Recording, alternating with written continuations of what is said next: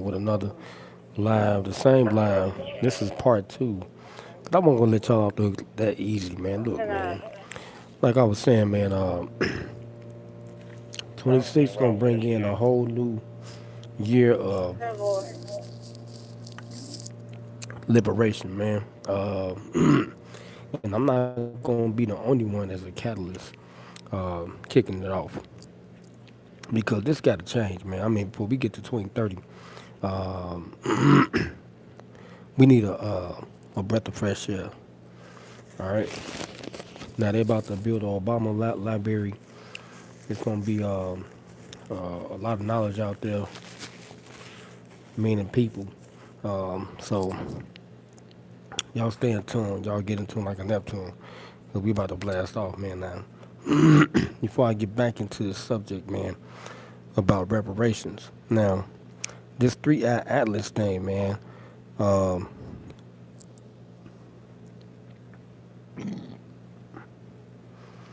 oh, okay, I got another one about this reparation. But anyway, the three-eye atlas thing, man. I don't know, man. I think I think this is real.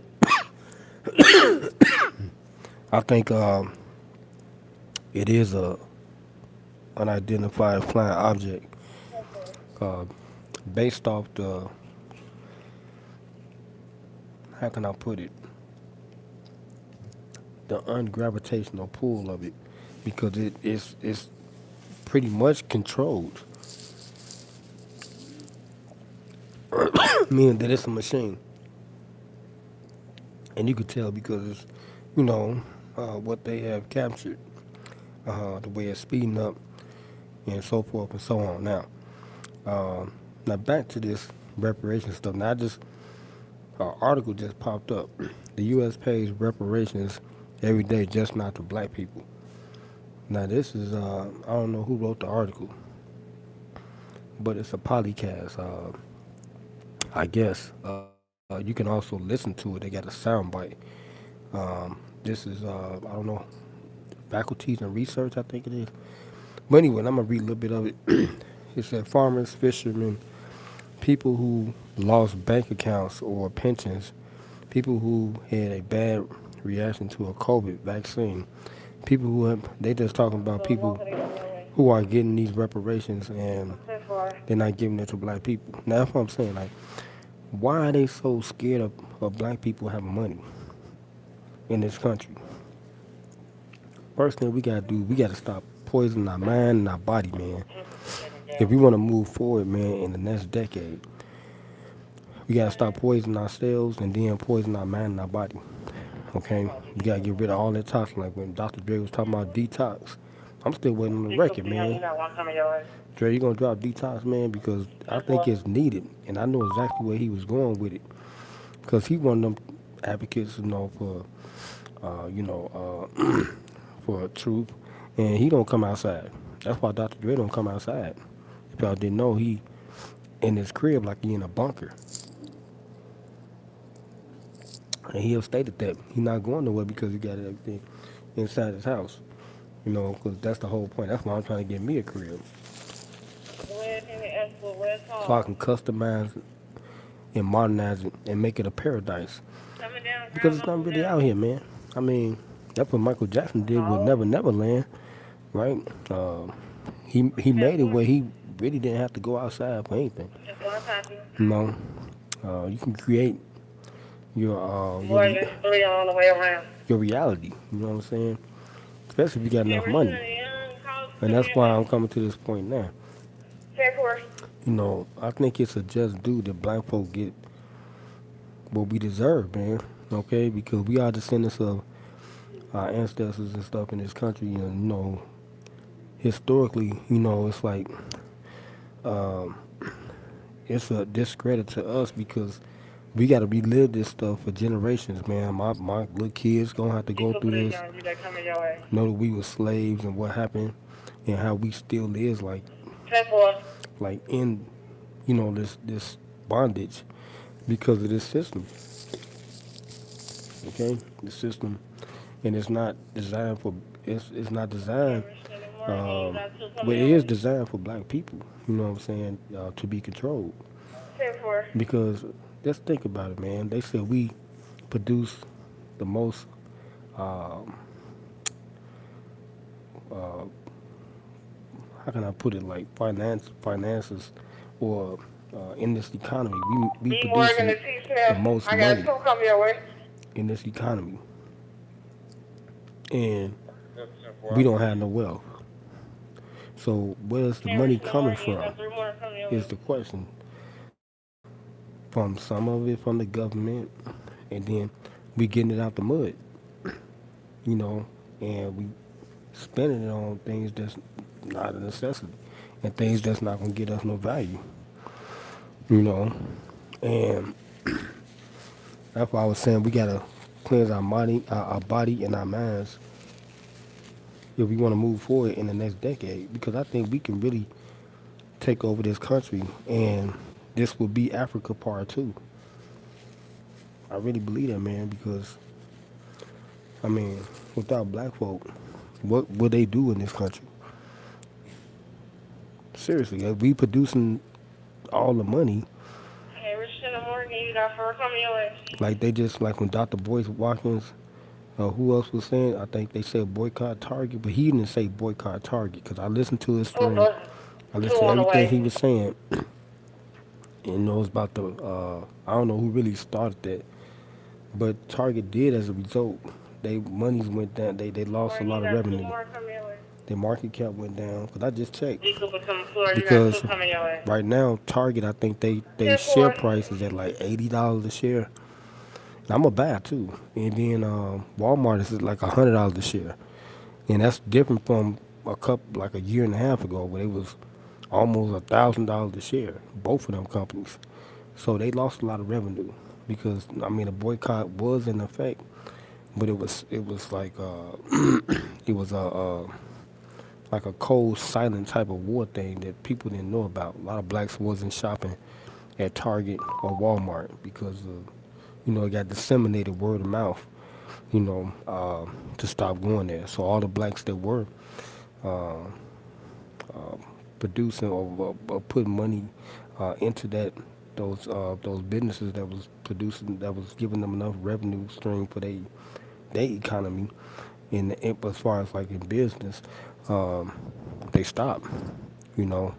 And then they was telling like the blacks that did have like, like deals or consignments with Target or whatever, really not consignments, but they had they products on their shelves to stop, doing business with them and just go online to sell their product. And I think that happened because I mean I had stopped going to Target because I was an advocate of Target. I was taking advantage of the Circle program, and then I was at one time I was using the debit card, where you get 5% on sales, and every year I used to average about $200 in sales. Then with the credit card, they give you 10%, but as you know, Target they changed a lot of things around, and they prices stayed the same, but the food, got kind of bad. That was the only downside for them. But everything else was pretty cool, because they got the sales. They got a sale every day, and that's why Target winning. Because they got the Circle Reward, they got the debit card 5%, and they got the credit card at 10%. So I know, you can save a lot of money because I mean, I'm living proof that I was saving before COVID. I was doing a 5% debit card, and I was saving about $200 or $300 every year in savings. 'Cause I had my oldest do at that time. Not to buy school clothes, all type of stuff, man. I would buy my groceries. That's why I didn't want a car because it was so accessible. Go to Target here or Roosevelt, Okay, Richardson, I got one coming your way. jump on the green line. I'm at the 10-4. crib, you know, and that's how simple it was for me. And I saved a lot of money. You know, I had to, use no Uber and none of that stuff or nothing. It was unnecessary, because I was right here. Everything accessible, and it's like the food was fresher Okay, to me. Richardson, yeah, you got one But coming your now way. it's a different time now, so um, 10-4. it's not like how it used to be. So that part went down. Even though they keep their shells, they pretty fresh depending on where you go. Um, Yes, but sir. it did go down a little bit. I could Go tell ahead. the air quality because it's not What a was your you first know transmission?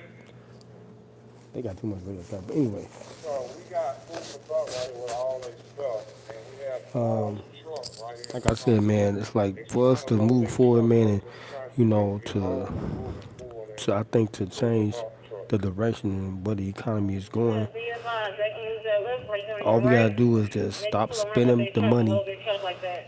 and start investing it. You know, we could take over more things in the country. We can Simple. start buying stuff that means something that's People worth pulling foot, y'all. value. I'll come your way. You know, and we 10-4. can self-employ ourselves and stuff, man. Like, you don't have to go knock on nobody else's door. The criteria to working with these companies is ridiculous, man. You gotta do so much, but that's not what I'm saying. We're in a system. It's systemic. So, you know, it's just like the structure of slavery. Well, it's just be We advised, got y'all. 10-4. supervisors, even at this job right here, we got what? 16 supervisors. You know, I've been did my homework on that. When I first got down here, I started recognizing because I pay attention, you know. And, and I'm not saying these are blacks, these are whites, mixed in with others too, that supervise us in this system. Because it's not meant for us to make it out of this system wealthy.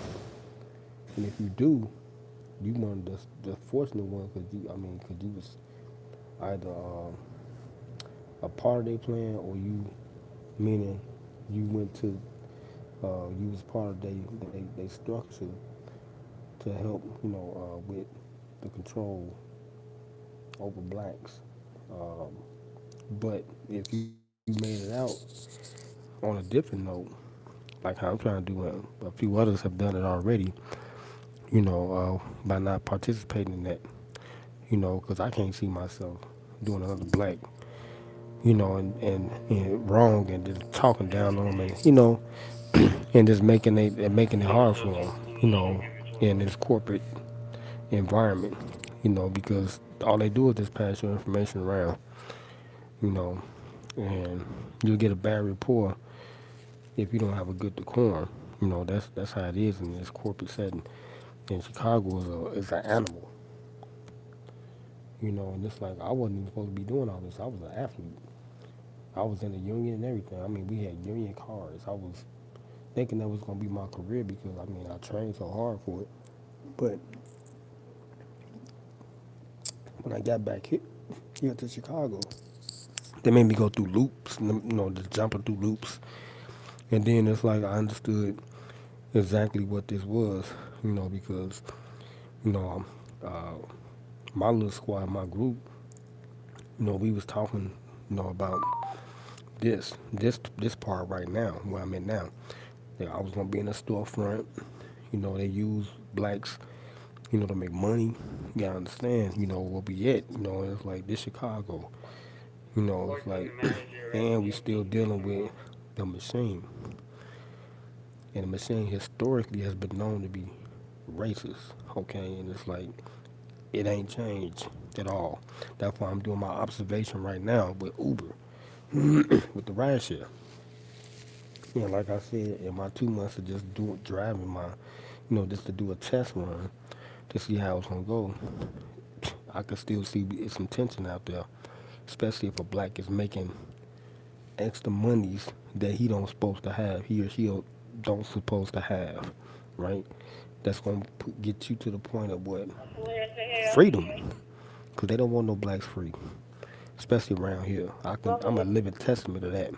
You take the rest They home. don't want they want to control you. Like I said, this is a controlled environment, and it's limited opportunities uh, for those blacks, that's trying to get out, unless you're a part of their structure.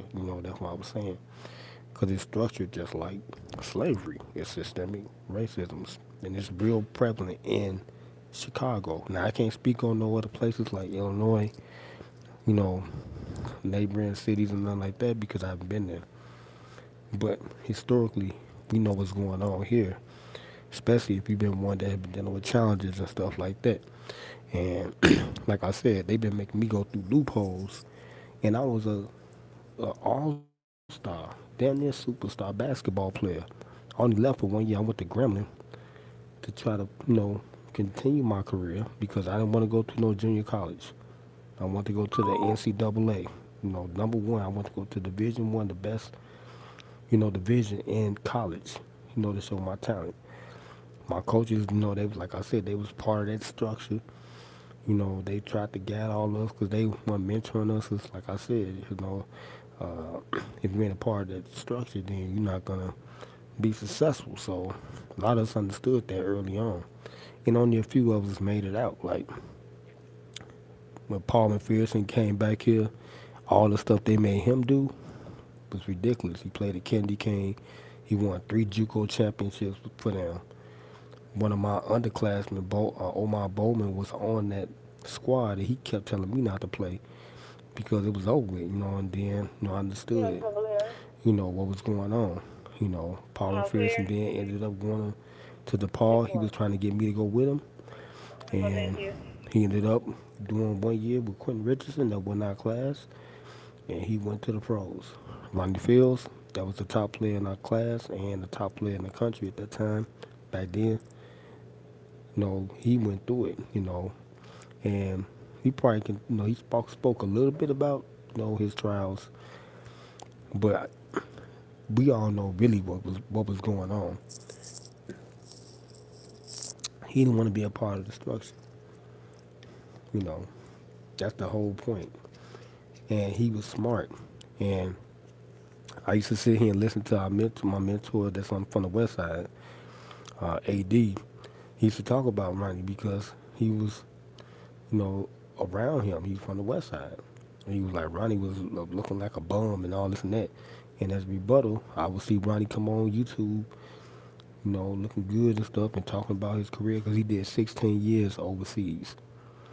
My best player on my team, Floyd Farrell, he went overseas and played 1 year. And as you know, if you go overseas, it's tax free. So he told me about his experience when he came back. He didn't like it too much. I think they gave him about close to $1 million or whatever. He did good though Where's because the name in he put his Chicago? money in Lost in the tip of investments. myself. Trip was food and And I had potato. woke my cousin up the other day, one day, and we was riding. I was And like, William. my homie Cheese, he owned this car wash, right over there in South Shelter. Chicago. He was like, damn, Cheese over there. I'm like, yep. Quiet as kept. You know what I'm saying? That's why I'm saying we jumping over hurdles, because we not part of it to free ourselves. That's why Wendell Phillips is so active. Like my Yeah, homie Wicked 14, Cheech, what we doing and 200, stuff, our 21. group, and the way we was mentored, well, not Yeah. mentored, well, the way we was taught, like by some of our teachers, like Mr. He's Couch, Superstar has his pallet in the way. They're asking who if you can started put it away Kwanzaa. right now. He was telling us Okay, thank you. 39th Street is a small world compared to the rest of the world. We had those type of Yes, they teachers, can. man, that was They're telling really me to giving ask you. us food for thought, man, like, and was teaching us some life lessons about like, how to survive, especially in Chicago.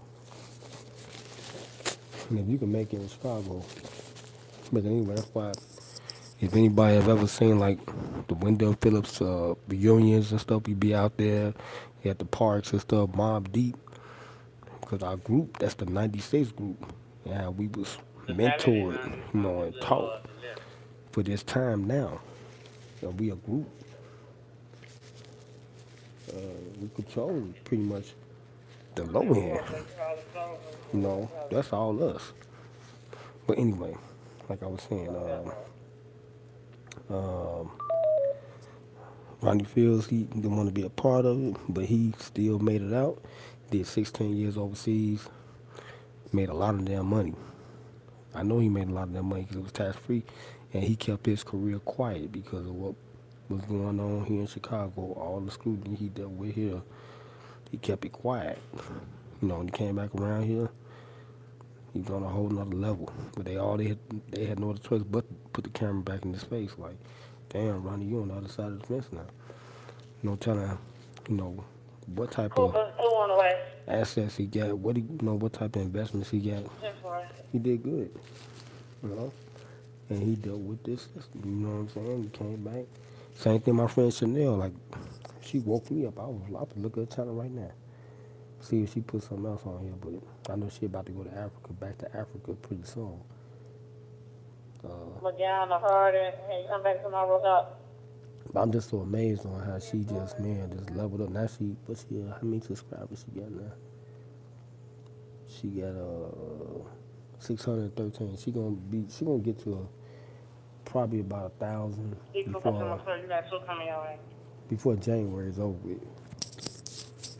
So she'll be on her way to get monetized on her channel, and then she going back to Africa to continue her program, which is amazing. You know, with the way she doing it. How she, like I said, she not a part of the structure, and she the one that started the June 19th for us. I remember when she came back, she was lobbying on her channel on Instagram, and she was talking about June the 19th, and you know, cause I was trying to figure out where she had disappeared to.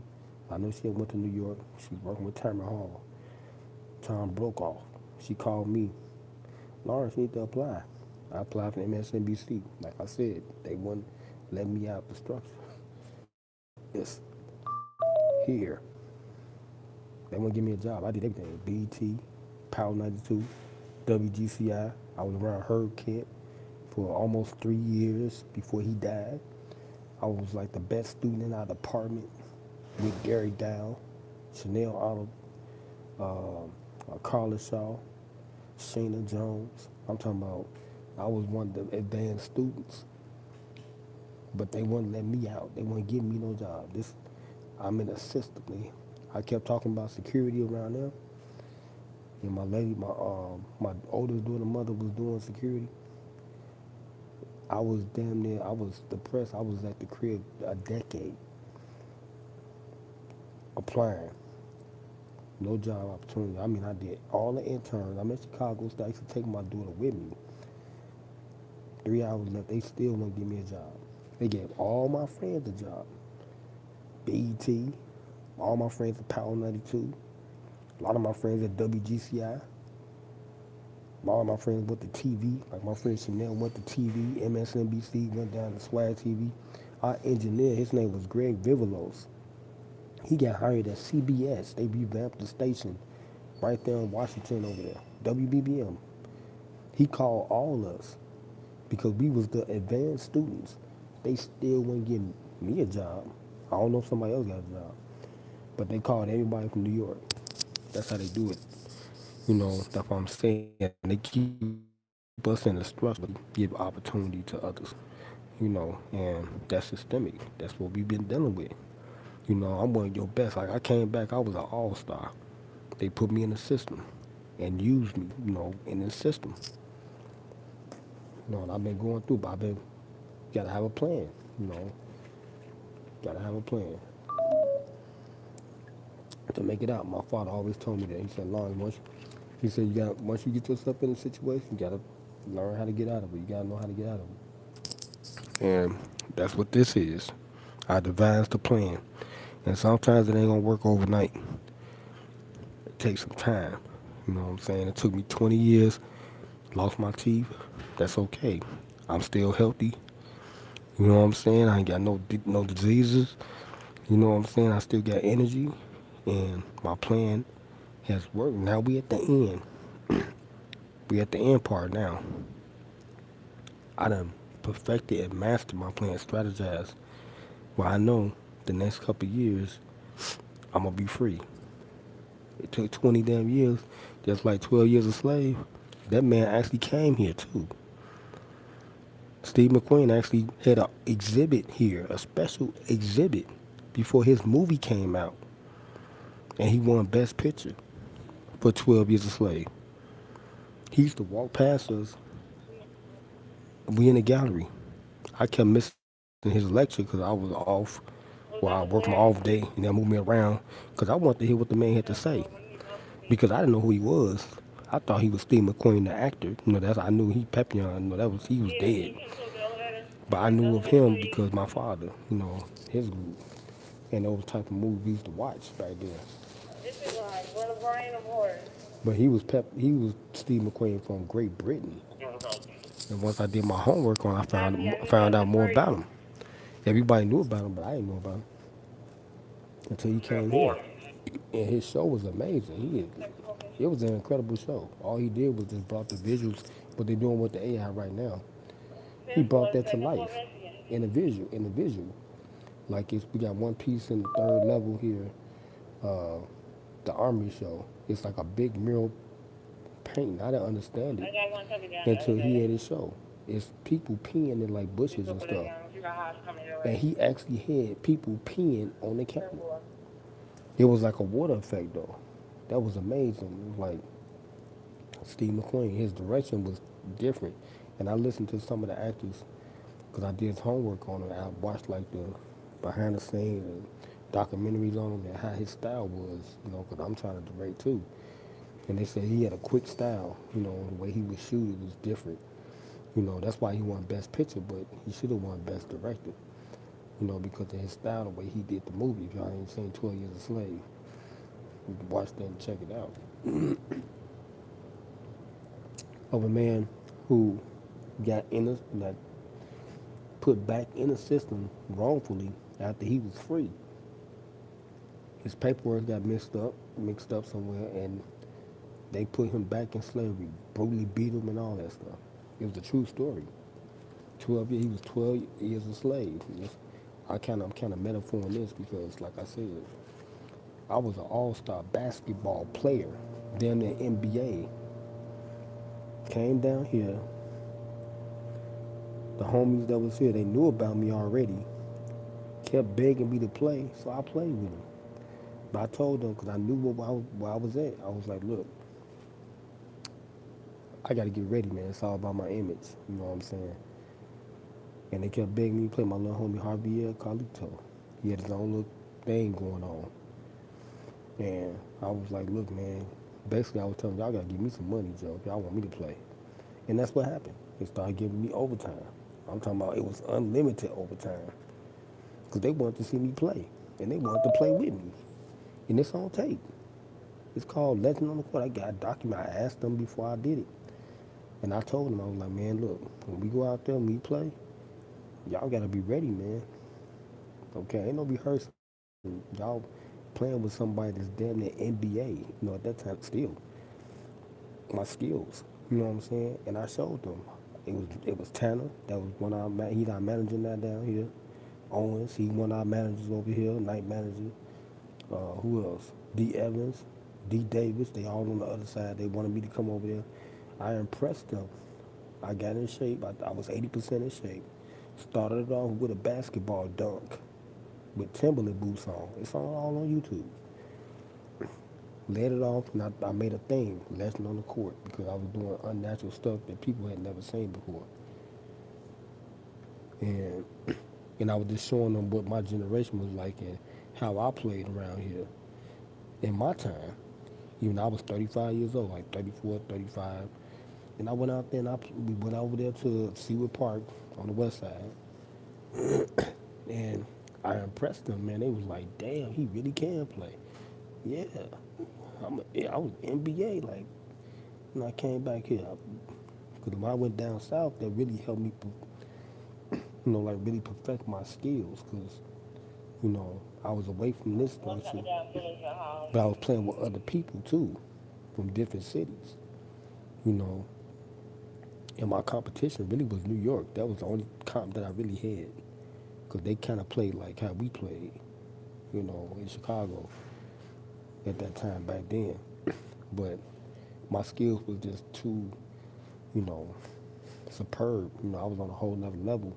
And plus I had one of the prep stars that he went down there with me. He was from Leo High School. His auntie used to teach at our school. And he used to come to our gym and practice with us. I practiced with our team. That's how it was, because we was in the union and stuff. And I used to play with one of my other prep homies. He was at Harper High School around my house. So we would work out together at the crib, you know what I'm saying, playing over there on Rasta Court, Rasta basketball court on 69th and Wood.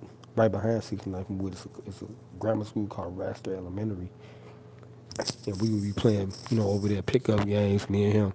We the two prep stars. Everybody, we like NBA. They had drug dealers out there. I'm talking about they made it like a real event, man. Every time I came out there with my homie, and we used to show out, man. I'm talking about, man. It's like it was real back then too. And they used to watch us play. They would turn into a real event. All the dope dealers wanted to see us play. Even when I went to the Wild Hunteds, because this was like exclusive. You seen some of the stars play, like like for real, like these potential NBA stars. You know what I'm saying? They watching us get down and stuff, man. But like I was saying, like some of my homies made it out of that, and they did good. My homie Cheese, he doing real good. He handling his situation like because they put him back in it. They put Palmer first and they handled their situation. You know, um, it's hard to get out this system when you get back here. And there's a lot of stars that came back here or left or just didn't go nowhere, and they wouldn't let them in. They want them to do other stuff, but they probably weren't with it. Same thing like I am. I ain't with it, so figured out my own plan, and it took a longer time, to get to this point. But it's gonna be a reality now because they can't do nothing about it. I put myself in a position where I can walk away whenever I feel like it. Now I can. It's like it took a long time to get to this point. That's what you want. That's where you want to be at. But still, reparations would help a lot of blacks if they can't, do it for themselves. If they can't, if they need help. I think that's something that's like something that we are just do. You know what I'm saying? We entitled. You know what I'm saying? Because we are descendants of slavery. Period. You can't denounce that, man. Like no other races went through what we went through and what we still going through. Why are we still the lowest on the totem pole and we produce the most money?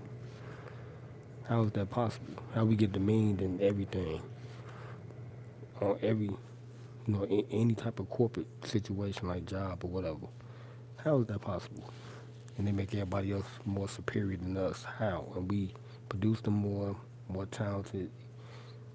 I think naturally, like more gifted and got a lot of more knowledge too. How is it possible? You know, if you let them before you, they will. It's not possible because without black people, they can't do nothing, man. I'm just keeping it 100. They can't. It's impossible. This system will fold. That's what's going on right now. Like a lot of blacks left the system because of social media. When COVID came, that was the worst thing that ever happened to the workforce. And people that's a part of this structure, they mad because of that reason. Because social media, they trying to control that. They can't control it. The workforce is over with.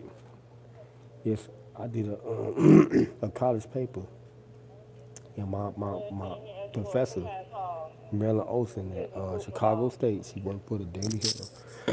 I think she probably retired now, but she worked for the Daily Herald, and it's like a little column that she got in the Chicago Tribune. I got stuff from down Bullet. And she gave me an A on the assignment because Where's the any escort? the research I had did, it was the minorities versus the women in our system.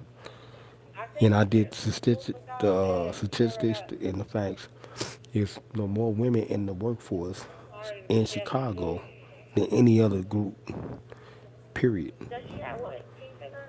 And I broke it down and hit all my facts. I had all my data and stuff, and she was like, wow. Yep, gave me an A on the assignment. This is my PR practitioner teacher, Marilyn Olsen at Chicago State. I don't know if she retired. I haven't been up there in a while, but I know she was writing for the Daily Herald in the Chicago Tribune. But anyway, that's still what's going on now in this system, and a lot of these women, they are part of that structure. It's a controlled situation. And, if you're a black man coming into it, you're gonna have a hard time, Coming your way. if you knew. I'm old now, so it's like, but I did the right thing because I knew what I was dealing with. I put my money in investments. I did have some good mentors down here. They was disseminating information. Now a lot of them don't even talk. They're still here. They don't say nothing because they leaving it. They leaving this situation, the system. They trying to retire. And it's like that's why they keep a lot of this situation the way it is now because of some of our opinion leaders that worked in this structure, in this system. Like even myself, like I worked and they know I've been here. I worked every day I was here for like 13, 14 years straight. I was here every day. I averaged every year. I only missed about 10 days, and that was because either the museum was closed or they forced me to stay at home. I Can came I get here another every day. escort for Every day they would let me come in Kingdom here. Park? I'm talking about 7 days a week. I was here because I was taking advantage of the opportunity in this system, to free myself to get to this point. And sometimes that's how it go. It's like you just gotta, what they call it, go through the trial, the situation until you get to the end and you win. Like, it's like a game or something too. Like, you gotta get to I the got fourth guys quarter, coming down. Close the gate. then overtime. You know what I'm saying? It's like you just gotta keep your body in shape. That's what my little homie Carlito said. I just said him. He doing good now because he got out the structure. He's a Filipino guy. He had more opportunities and stuff. But I seen that because they did support him down here. They won't support me at all. I'm talking about we started our clothing line together, right? They all Carry bought his more keys or clothes. deliver Everybody, yours? same thing. Everybody knew me. They didn't buy a T-shirt. Only person that said they would have bought some. Only person that bought something from me Fifth Ward. was Miss Miller. When I had my little download D. Morgan cards and T. Smith, you got people for my coming your music, way. Miss Miller always supported me. She always bought something for me and everything. Miss Ramirez, she retired. I told her I was gonna give her one of my jogging outfits. I told Miss Miller I was gonna give her my jogging outfit. But it's like now they won't even let Nephew me could disregard the escort make area the from all templates no levels. more like with the site I was using with the YouTube. They won't even let me use it. So I don't know if I can contact them or whatever. But I got my logo and I can go to there's one story I that have worked people to coming down he said I can go Williamsburg. to Alibaba or something, and I can start up on there, but I get my logo and everything. So, long if I can find a manufacturer to, make my clothes, that'd be cool.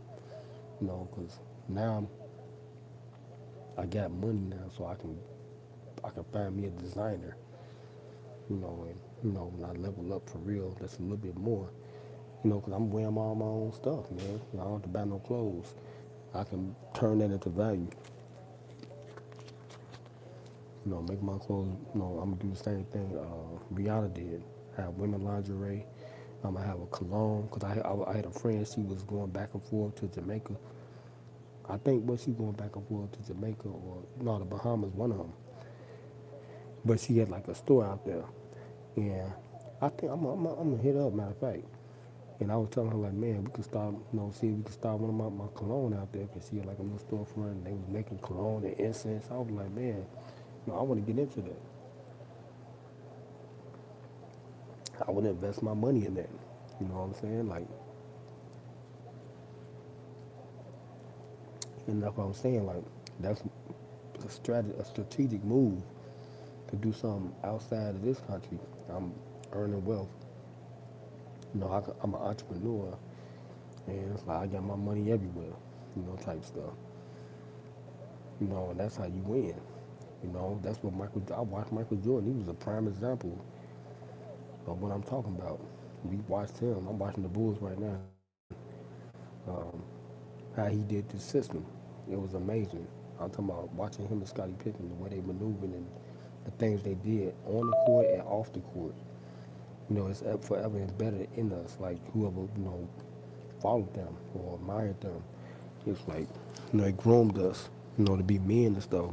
Michael Jordan, it's like a lot of blacks don't like him because he earned the money.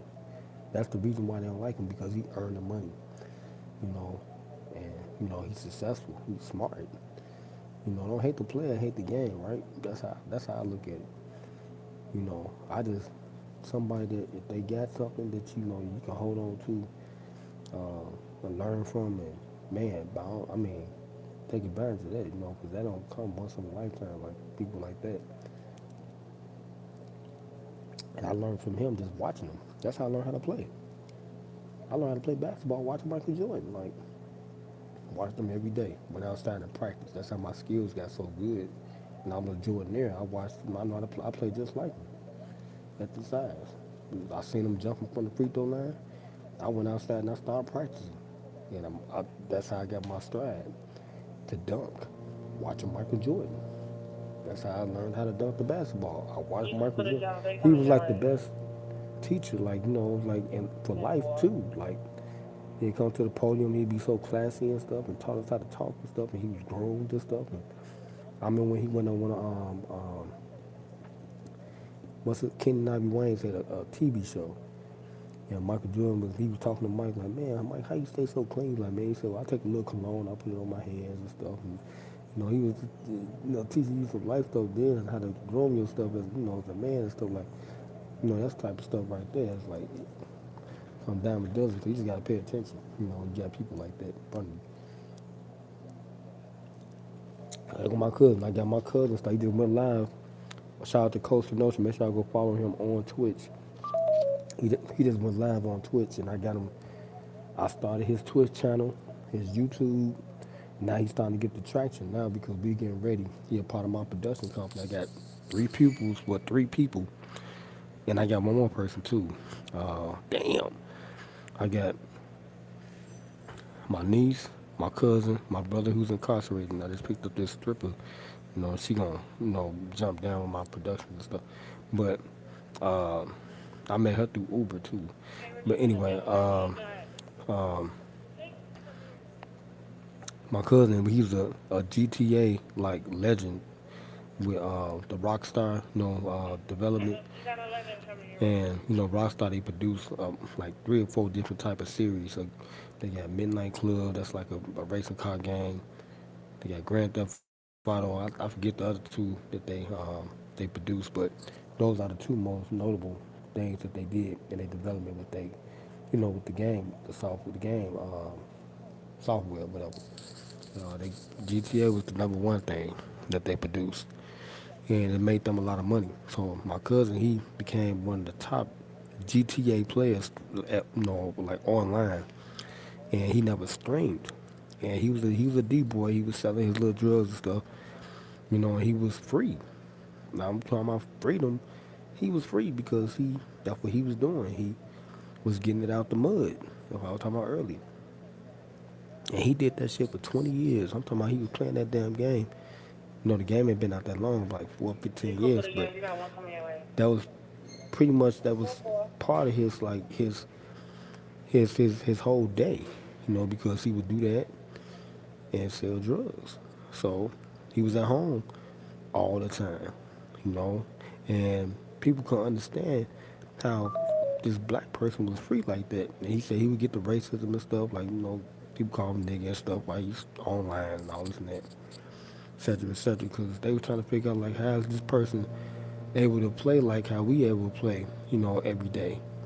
And my cousin had freed himself. He was finding he was free, you know, from this system or whatever. He was like a ghost, but he was a drug dealer. And he played that game so damn good. The developers were looking at him. I don't know if they contacting him because he was playing the game better than the way they made it. And he taught me how to play these matches on Grand Theft Auto 4. It was called Deal Breaker, Bomb the Base. He taught me how to do it. The way he was, these are contact missions. He went through the missions so quick, and then he did it a different way. He was showing me different ways to do it that the developer didn't make. They wasn't part of that game, but he redid it. But they was looking at him and it's like they was like, damn, who is this dude? The way he was playing, he like a genie, like a game genie. He unbelievable. You know what I'm saying? With playing it, that's how his brother, my brother that's incarcerated. That's how they would play these damn games, man. They was real gamers back in our I remember time, that. but now they streamers. People that play these games, they're streamers now. So I kept telling them like all that time, like, man, cuz you so cold. The way he would play them there, Rainbow, Rainbow Six, 007, and I'm gonna tell him like he should start playing them games too. Cause the way he played looked so real. He made the game look real. and you would sit there and literally watch him. Like one of our supervisor who just left here, Mr. Jarrell Cartwright, he played Call of Duty. Him, a few others that was here. They had a group that they was playing, and he was so good. Like I would see his gameplay on Facebook, and he would show his stats. And he kind of reminded me of my cousin, like, but he never streamed. I just told him, like, man, dog, I kept telling him, like, same thing I told my cousin, like, man, you better start streaming, dog. Make a Twitch channel. You never know who gonna watch you. Now, we convinced my cousin, finally, it took a year and a half to convince him after he got, caught up with the drug stuff, after 20 years of serving. Somebody tricked on him or whatever. So he went through that. Lucky he got off because he never got caught. With a misdemeanor basically, on probation or whatever. And he had to restructure himself. We had to, strategize and blueprint a new plan. You know, and I was like, man, cause this is a good opportunity right now. Cause post COVID, everybody like in social media, streaming. It's a lot of careers now. You could play again. You got one coming your And he way. was like, when it got to crunch time, because he was over there with my father and my auntie, they little house situation. And they let him come in, they took him in, and they left, and left him in the crib. We supporting him, backing him now. I mean, like one of the biggest investors. And he finally turned the corner. He was like, man, I'm all right, cuz, go ahead and do it, set it up for me. So I started his channel, started his Twitch channel, start being a moderator for his gameplay. And he was, still like, stuck in that street mode. I wouldn't let it go, you know what I'm saying? But now he letting it go because now he's starting to see the light because I kept telling him, like, we supporting him. Man, dog, it's going to take some time. Like I was telling y'all, sometimes it takes some time to get stuff going the way you want it to go or going the right direction the way you want it to go. It ain't going to happen overnight. And now it's starting to work. Now they starting to watch him, and he's seeing his stats now. They looking at his channel now. They watching his videos. They starting to follow him. So if Grand Theft Auto would have came out this year, because it's supposed to have came out, but they pushed the date back. If it would have came out this year, he would have been probably one of the elite streamers right now playing that game with Castanet, because he said he's gonna do like marathons. Now my cousin doing marathon streams now because he getting confidence now because people starting to engage with him. You know what I'm saying? And they homing in like, damn, this dude is nice. You know what I'm saying? Like, shit, he playing this fucking game. They watching this shit now. So it's only a Put it matter again. of You got time. And one I coming told your him way. he play 2K too. So I told him I'm a sponsor. Like after I get through paying on this card this month, I'm gonna buy him the 2K. So he can start playing the latest 2K. He playing 2K23. They watching that too. But I said, cuz you gotta start playing the new shit. Because if you get that crowd, that fan base, that can put you in everything else. And it started from 2K. And the way he played them damn games, he like one of them game genies. You know, they gonna watch his shit. Especially his gameplay, his basketball gameplay. They gonna watch that, and that's gonna take them to a whole nother level. So that's gonna happen before the new year, before the new game come out. So I think they said GTA coming out in what, May 26. So if he start playing 2K along with what he doing right now, they gonna stop. They gonna really follow him and support him. Well, it's gonna be to the point, like he gonna have like real moderators. He gonna have people donating to his streams. Like how I was doing to others and stuff like that. Because they see somebody that's playing the game that they could play it, they gonna Yes, support yes. you. You can pull it down, please. They gonna want to be a part of your movement because he gonna be one of the top streamers. His name is Costa Nostra, COASTANOSTRA, Yes, Costa you Nostra, copy. on Twitch and YouTube.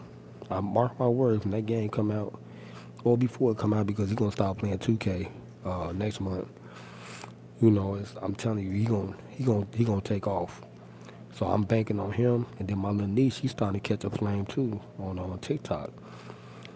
She was like in a program with one of our other co-workers that I work with now, brand new. His name Terry Johnson. He was in this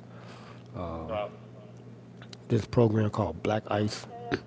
Well, it was a YouTube channel called the Black Ice Studios, and he was in a hood reality TV series, and my niece was in that program with him, and he worked with us every day, and he a rapper and stuff, and they keep him on the bridge and shit. You know, but he getting in there. You know what I'm saying? It's like people don't know about him, but I do because my niece put me up on him, and I was like, damn, he work here at the job, you know, with me. And if you ain't seen the 773 Chicago story on YouTube, damn, the Bulls lost tonight. Check it out, man. You know, it's an interesting series, and I interviewed my niece on my podcast when I seen her on the program. I had to talk to her about it because I wanted to figure out, you know, how the director was directing them because it seemed so good where, you know, the reality show, it could be on Tubi or something. It could be picked up on a real network or something like.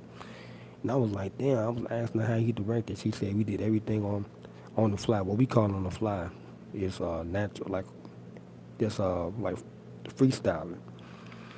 You know, if you like a rapper or something, that's what they metaphor it as, a freestyle. You know, director this or whatever. You know, just give you a topic and y'all go off of that. You know, and that's what they did. Uh, it was a freestyle. You know, and it's like the way they did it, their chemistry was amazing together. Where they didn't even know, like my niece said she didn't know nobody from the cast. And that was her first day on the set. And she did it with the director because she only knew him. So I didn't know the other scenes because I didn't see none of the other scenes that she was in because she said she was in other seasons. I don't know if he cut her out or not. But she had a lot of charisma and stuff. And I was like, damn, she got a little swag for acting. Someone that haven't been trained, or I don't know if she had some training, but I was trained and stuff. And, you know, to act, did theater and stuff at Chicago State. And I was like, damn, you know what I'm saying? Like, you know, she nice, and the director, his style is nice. And Terry Johnson was in like 7 episodes, and I was like, wow, by his performance and shit. And then he a rapper. You know, I talked to him a couple times, you know, here on the other side, cause now he be on the break room where I be at. And he read a lot of books. I peek, he read a lot of books, a lot of literature, because I know he probably thinking about doing it again. Even though they told me about the director, they didn't like the director at the end of the series because he started getting kind of foul or whatever they said, and you know, et cetera, et cetera. But he doing good because he got 100,000 subscribers on YouTube, and that's hard to do, man. It's like he getting in there, you know, he getting in that crowd. Matter of fact, let me check him out and see if he did anything lately. And I was just telling them, like both of them, I told both of them, like, man, when you get somebody, like, you get an opportunity like that, and somebody that's in the algorithm, because I've been doing YouTube for a long time. You take advantage of the opportunity because he in the algorithm. This boy got, no, he ain't did nothing lately, but he getting real views. I'm talking about the type of views he got. He got 90K subscribers still. He monetized on this channel, right? So he getting money, and he ain't got to produce because it's a good series based off what I have seen. And you know, he let the cast pretty much make the scenes, make the episodes. You know, he get them a topic. They probably do a rehearsal or something real quick on how it's supposed to go, and it looked good. Like I'm looking at right now, the lighting looked good and stuff, and especially at nighttime, I was just like impressed because I studied this stuff, film and stuff at Chicago State, and you know, even for like TV. You know, this is incredible the way he did it, and they did it in a neighborhood too. They had everything like organized, and I was like impressed with that. Like, you know, giving his thumbs up on that shit because the boy got real. He got real views. I'm talking about like what they call that viral type of views. You know, and his channel was in the algorithm. I was like, man, y'all better take advantage. That's why I immediately started mentoring my coaching and mentoring my niece. You know, like, man, because I'm in it.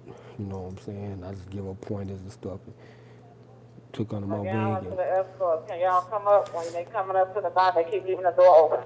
started producing, like for my shows and for her and stuff like ideas and stuff, and introduce her to the YouTube. And she know a lot too, cause she got a little swag. She been doing her homework too, and cause she want to be an actress. So I'm grooming her, like and just teaching her the stuff that I know, and she gonna make it. And she doing good because our social media is getting some attention. Same thing with my cousin streaming. They starting to catch on now. Sometimes that's all it takes for you to have like somebody to invest in you or somebody to believe in you, and that's it. You know, and that's how people make it. Pretty much.